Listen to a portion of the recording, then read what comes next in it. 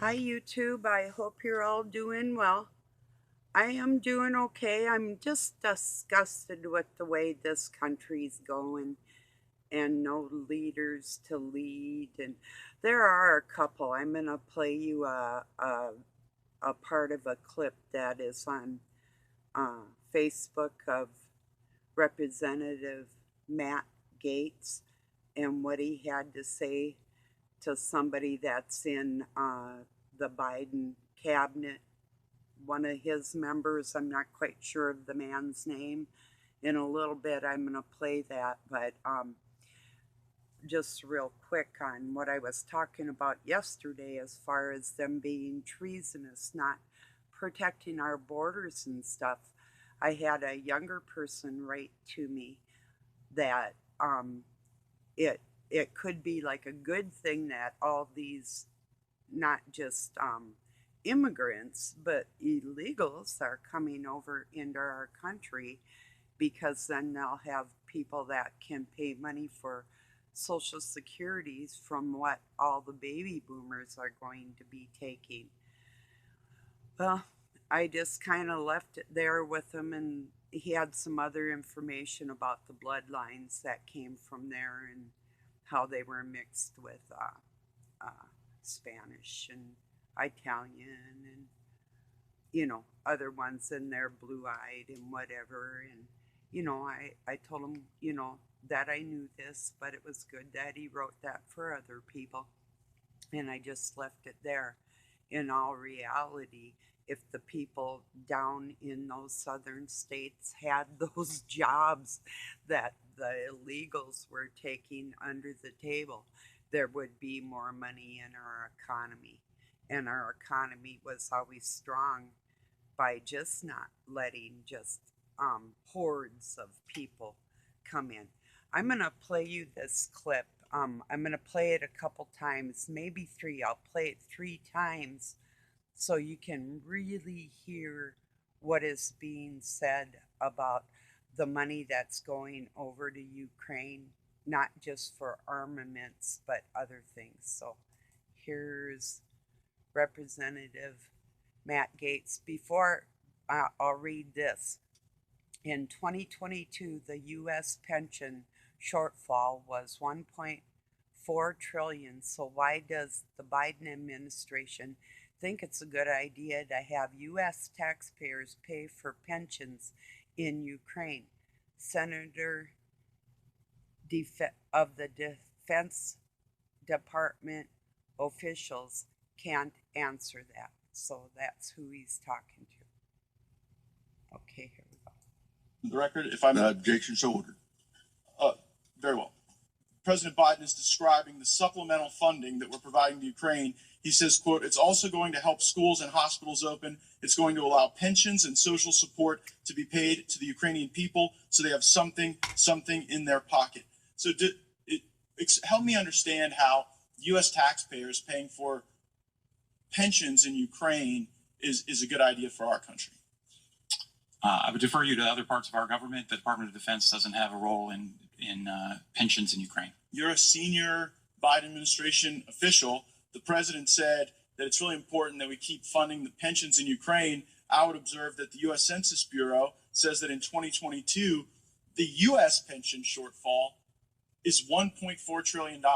So while we have a corrupt Ukrainian government, while we have our watchdog here who can't say that we followed the law on end-use monitoring, we have the President of the United States saying we need to fund pensions in Ukraine. Meanwhile, the pensions of our fellow Americans are in greater jeopardy. Mr. Chairman, I see that my time has expired, but I seek unanimous consent to enter a number of articles into the record. If I'm objection so ordered. Very well. President Biden is describing the supplemental funding that we're providing to Ukraine. He says, quote, "It's also going to help schools and hospitals open. It's going to allow pensions and social support to be paid to the Ukrainian people so they have something in their pocket." So help me understand how U.S. taxpayers paying for pensions in Ukraine is a good idea for our country. I would defer you to other parts of our government. The Department of Defense doesn't have a role in pensions in Ukraine. You're a senior Biden administration official. The president said that it's really important that we keep funding the pensions in Ukraine. I would observe that the U.S. Census Bureau says that in 2022, the U.S. pension shortfall is $1.4 trillion. So while we have a corrupt Ukrainian government, while we have our watchdog here who can't say that we followed the law on end-use monitoring, we have the President of the United States saying we need to fund pensions in Ukraine. Meanwhile, the pensions of our fellow Americans are in greater jeopardy. Mr. Chairman, I see that my time has expired, but I seek unanimous consent to enter a number of One more articles in the time. record. If I may. Objection so ordered. Very well. President Biden is describing the supplemental funding that we're providing to Ukraine. He says, quote, it's also going to help schools and hospitals open. It's going to allow pensions and social support to be paid to the Ukrainian people so they have something in their pocket. So help me understand how U.S. taxpayers paying for pensions in Ukraine is a good idea for our country. I would defer you to other parts of our government. The Department of Defense doesn't have a role in pensions in Ukraine. You're a senior Biden administration official. The president said that it's really important that we keep funding the pensions in Ukraine. I would observe that the U.S. Census Bureau says that in 2022, the U.S. pension shortfall is $1.4 trillion. So while we have a corrupt Ukrainian government, while we have our watchdog here who can't say that we followed the law on end-use monitoring, we have the President of the United States saying we need to fund pensions in Ukraine. Meanwhile, the pensions of our fellow Americans are in greater jeopardy. Mr. Chairman, I see that my time has expired, but I seek unanimous consent to enter a number of articles into the record. If I may. Objection so ordered. I'm gonna Very well. play it one President more Biden time. is describing I'm the gonna get supplemental this funding that guy's we're providing to Ukraine. name He says, that quote, he's it's also talking going to. to help schools and hospitals open. It's going to allow pensions and social support to be paid to the Ukrainian people so they have something in their pocket. So help me understand how U.S. taxpayers paying for pensions in Ukraine is a good idea for our country. I would defer you to other parts of our government. The Department of Defense doesn't have a role in pensions in Ukraine. You're a Dr. senior Biden administration official. The C-A-R-L president said that it's really important that we keep funding the Dr. pensions Kroll. in Ukraine. I would observe that the U.S. Census Bureau says that in 2022, Whoever that is. the U.S. pension shortfall is $1.4 trillion. So our shortfall for taking care of our citizens and their pension was $1.4 trillion last year. By the way, happy March and happy new year into the equinox, the meteorological new year, the spring, the actual. So anyway, I thought that was interesting. I thought people might want to hear that if you haven't heard that before, but just breaking down all the types of monies that are going other places somewhere it needs to go, you know. So yeah, I'm not too thrilled about it.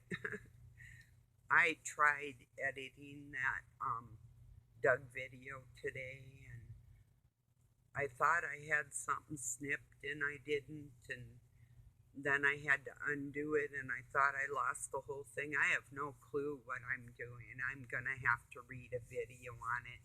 The video's still in there, and so wish me luck. I do want to learn how to edit so I can do a good job on it. But I'm trying. It is frustrating. So people that do that, hey, hats off to you, you know, because yeah, I'm pretty good with software applications, but this one, yeah, it's a little different, you know.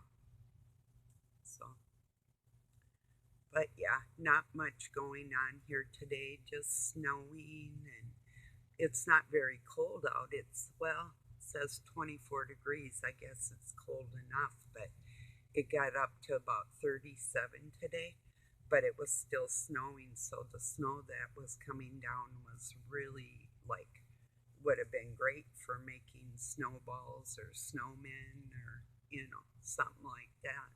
But yeah, when I went out to feed the kitties and I got wood in and all that good stuff, so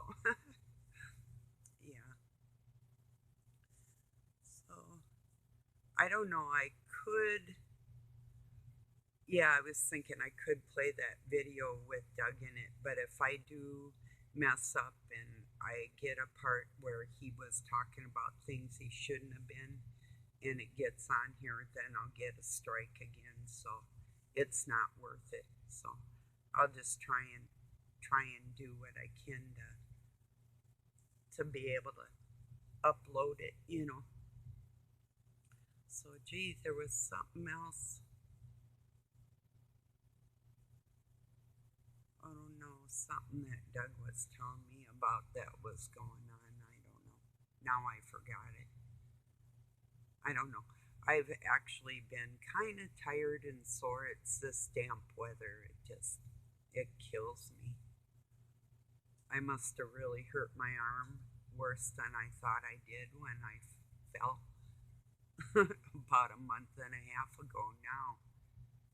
But yeah, it kind of, have you ever had where your tendons in your arm or your muscles kind of like pop?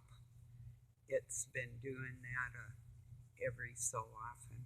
And I know the only thing I can do to heal it is to leave it alone. That's pretty hard to do. And that, the popping thing seems to happen when I lay on it. So, like if I put it under my head or under my pillow and then move, then it'll pop. So it's in this one certain position. And you would think, well, don't lay in that position. I try not to. But yeah. Anyway, cheers, everybody.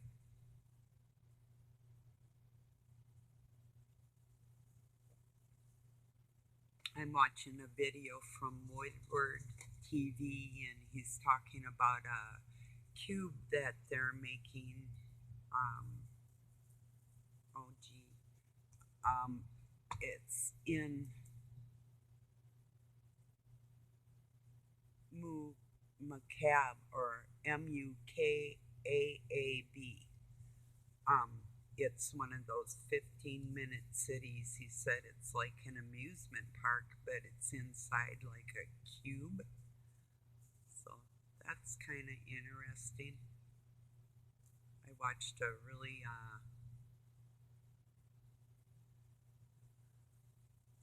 I don't know, disturbing. It was, let me see it. Oh, it used to be a call for an uprising. Now he's got so many different channels because he wants to try and keep putting his information out there for people. But I don't know, it was more on that satanic after school programs that they have. And now they're saying that a Christian had called and threatened to blow up the school because they have not only a group of Christian kids after school called Good News, but they also have this after school Satanist program to have equal time in that school system. But somebody had called with a bomb threat and said they were a Christian. Well, you and I know that if you're a follower of Christ, you're not going to be threatening to blow up even the Satanists. So, but yeah, they're going to keep trying to push their hate on the people that say they follow Christ. And that's part of their plan too. Sadly enough, we're already being persecuted. I mean, there's no doubt. That is really the topic of my video today is the people that would rather say, and yeah, it is spiritual, but they'd rather say they believe in spirituality than they do in God. It's like, why don't you just stand up for what you believe in? If you believe in spirituality, well, there's still two different sides to that situation. Anyway, you look at it. But really, most people are more comfortable talking to the universe than they are trying to talk to the person that created them. Does that make sense? I don't know. It'd be, to me, it's like talking to a rock, you know. That's what it makes me feel like. Like you probably have better luck talking to a rock than you do the universe. Because the universe did not create you, you know. And besides that, there's not a universe. There's not a unit anything. You know, there's one. We live in a galaxy amongst many, but it's still one whole thing. You know, the word universe, people are going to come to find out that you have really, really been tricked as far as thinking that there's something that there isn't, you know. Well, they think there's a God that isn't a God, too.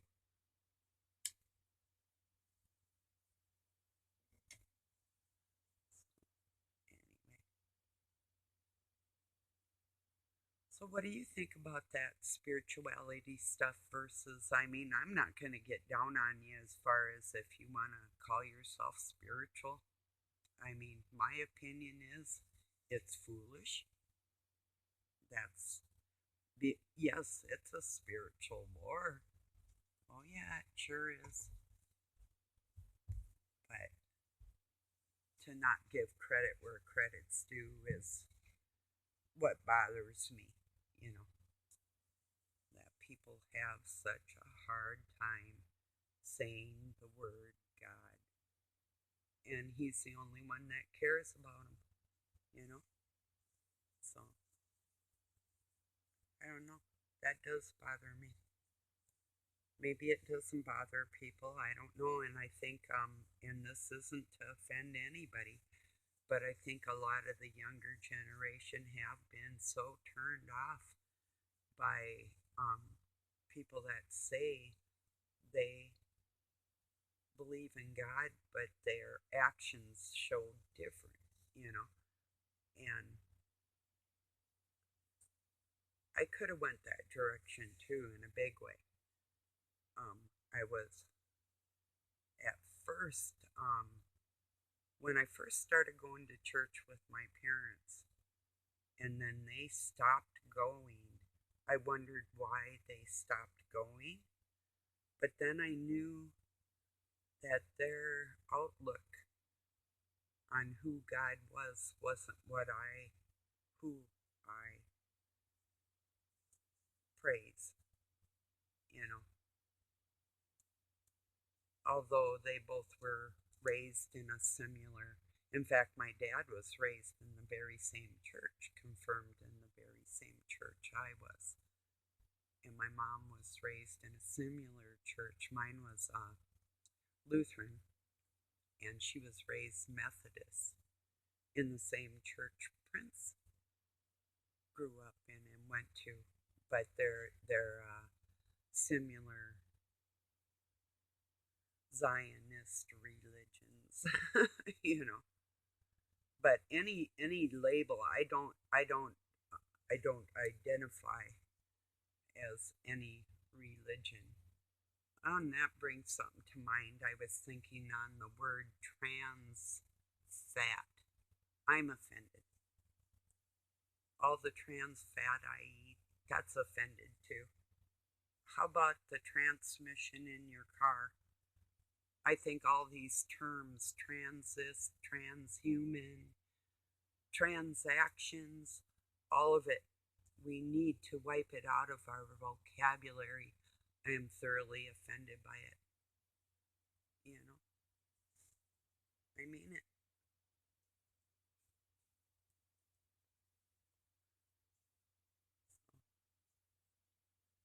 I don't eat a lot of trans fats. I just thought I am careful.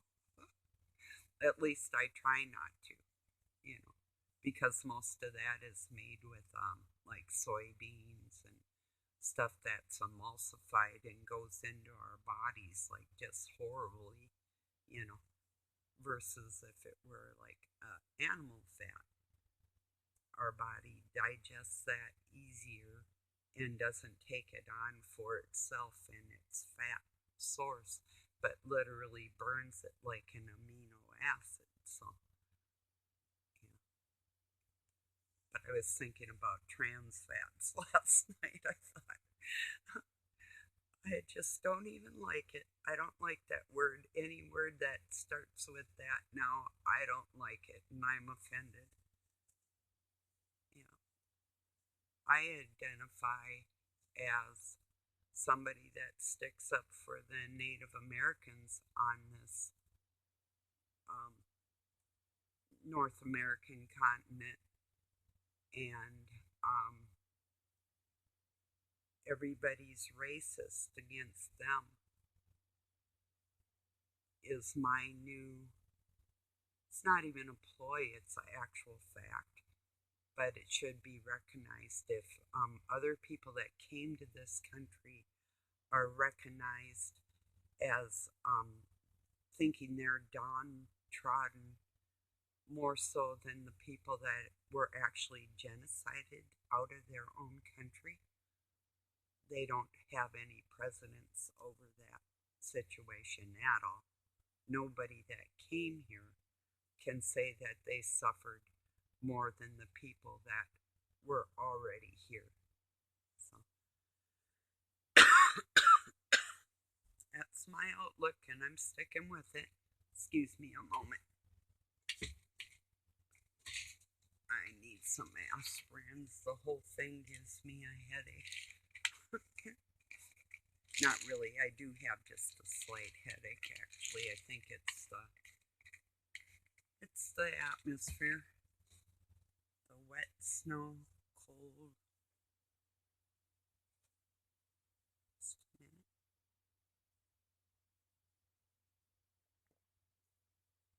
And I do feel sorry for the Native Americans. You know that there's thousands of Native American women and children that go missing every year, and they just can't find them.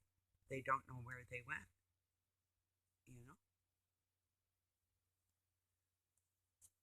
If you see on the internet where you'll see a woman with a red hand mark across her face, the mark of it, that's nobody's talking about the blood that's being shed with still the indigenous people, so, and the missing.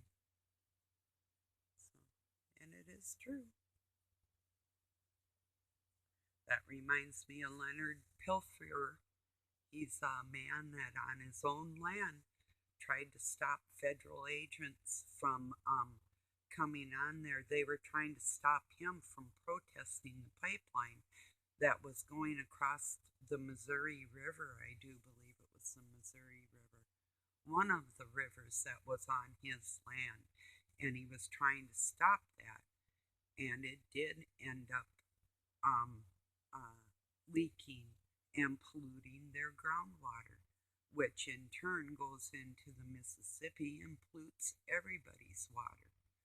Well, when he was on his own land, these feds came in. Well, actually, they followed him from town and then pulled him out of his truck on his own land and arrested him, and he's still in jail for protesting peacefully, no firearms or anything, on his own land. And I still don't understand why people aren't up in arms about that or supporting him, and they could care less. That's what Doug was talking about, was the people that are still incarcerated in Washington, D.C. for protesting on, we can't talk about, all that really too much, but from what I understand, one of them got gangrene in their arm. Another woman is elderly, and she has cancer and doesn't have any medical help. From what I've heard, there's cockroaches and mold and mildew and different health hazards where they're at, and they aren't getting the medical help and the food that they need and the care. And one guy had only gone into the White House, actually asked one of the guards if he could use the bathroom, and he let him. And when he was in there, he said, "You can go this way with this group of people." And he said at that point he thought something was wrong, so he went the other way. So after he was home, they came to his place and they arrested him, and he's still incarcerated. Now, I don't know these people's names, but I'm sure there's a list of them, just so people are aware that you or I can't even go in the White House we pay for freely during business hours. There's no reason why we shouldn't be able to, you know.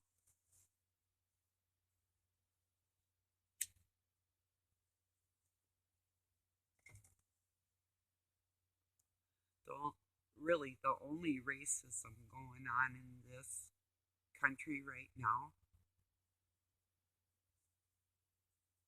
is fabricated, and they're trying to make it worse. And by doing that, I have seen that it has gotten worse. Where people, if you know, and you live in a city and you're around everybody, the tensions are far worse than they were a few years ago. And none of these people, I mean, they lie. They get up in front of Congress and they lie. They get caught doing whatever they want to do, and they're not in jail. You know, when you lie to Congress, like Fauci did,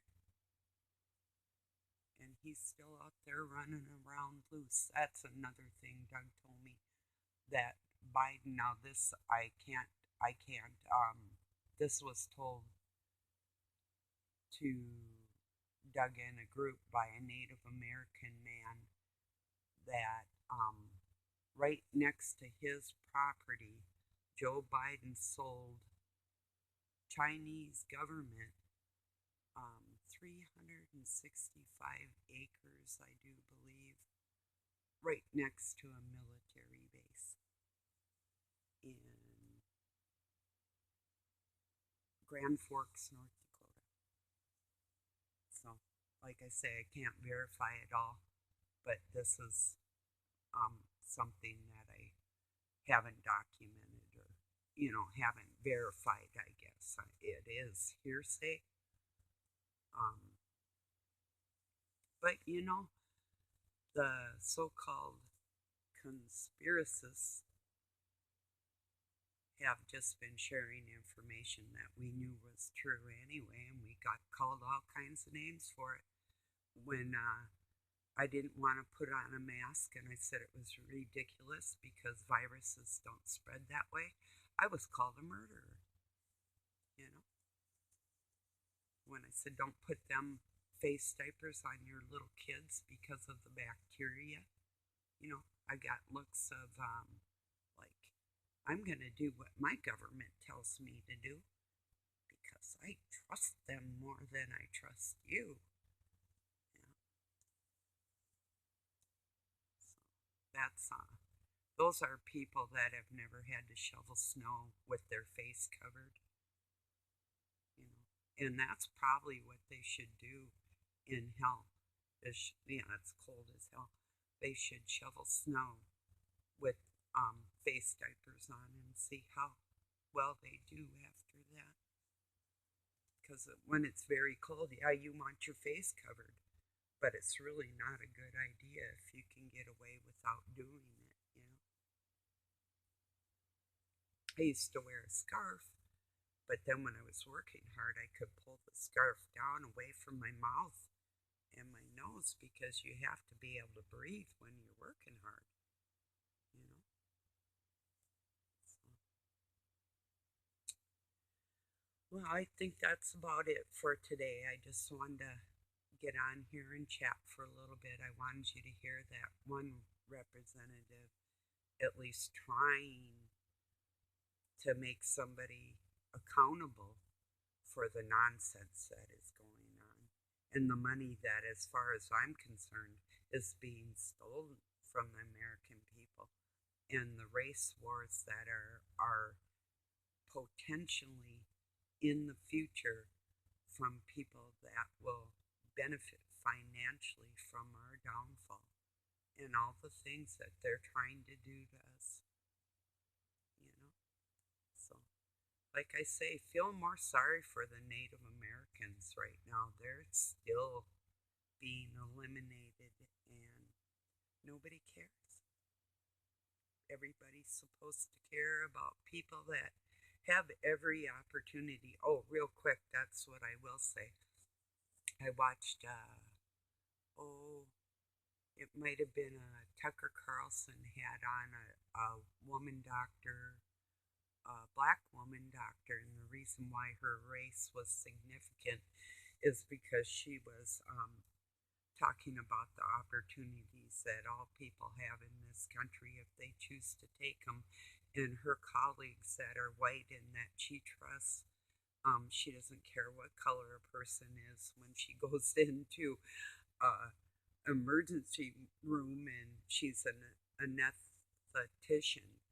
So, or I think that's what you call it when you give them the uh, anesthetic, before an operation.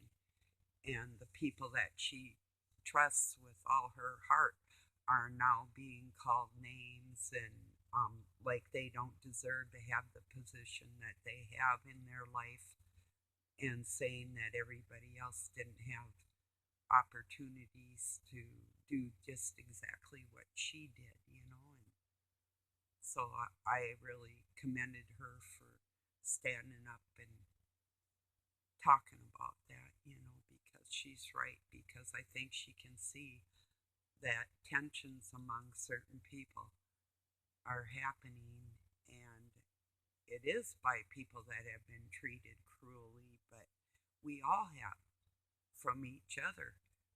It's just that it's getting worse than it was.